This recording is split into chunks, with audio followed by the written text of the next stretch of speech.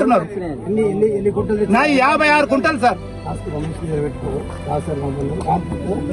Sir రైతులం మేము sir, మాకు ప్రభుత్వాలతో ఇవాళ రామన్న సార్ వచ్చిండు, ఇళ్ళ తరపు నుంచి మనిషి మాట్లాడుతున్నారని కొందరు అంటారు సార్. అది కాదు, రైతు నుంచి అందరి గురించి మాట్లాడుతున్నారు సార్. ఇవాళ వాళ్ళని బ్లేమ్ చేస్తారు, వాళ్ళ మనిషిని లెవెల్లో తెచ్చి పెట్టారు. అది కాదు సార్, బీజేపీ కాదు, కాంగ్రెస్ కాదు, రైతు మేలు చూడండి. మీరు ఏ ప్రభుత్వం అని ఉండండి, రైతు మేలు చూడండి. రైతు ఇవాళ 15 రోజులు అది తిండి లేక తిప్పల లేక బాధపడుతున్నాను సార్. ఇదే ప్రభుత్వం. మీకు కొనుగోలు లేకపోతే, మీకు బార్దాన లేకపోతే, మీకు గోడాములు లేకపోతే మీరు కాటా పూజ ఎందుకు చేస్తారు? మేము ఇళ్లలో పెట్టుకుంటామో చేళ్ళ నాటుకుంటామో, మీరు పూజ చేసిన తర్వాతనే తీసుకొస్తాం. మీరు పేరుకు ఫోటోల కోసం కాటా పూజ చేసి ఇవాళ రైతులను ఇబ్బంది పెట్టుడా? ఇది పరిస్థితి కరెక్ట్ అయినదేనా?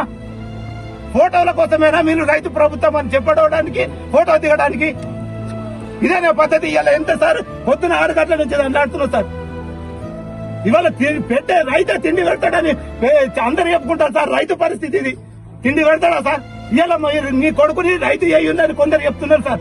ఈ బాధకు రైతుని, నా కొడుకుని రైతుని చేస్తానా సార్? రైతుని చేస్తానా నేను? నా 15 రోజులు చదివిస్తున్నా, నా కష్టము నా కొడుకు వాడ అద్దు అని ఎవరన్నా తెలుస్తారు.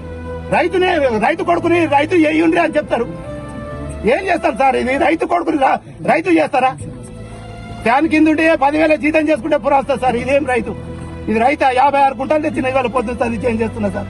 ఎవరు పట్టించుకుంటలేరు. లోటు వచ్చింది, లొందుంది, నానే ఇప్పుడు మొత్తం దియ్య అంటున్నారు. ఏం చేయగలుగుతాం సార్? ఎవరు అధికారులు స్పందించడం లేదు.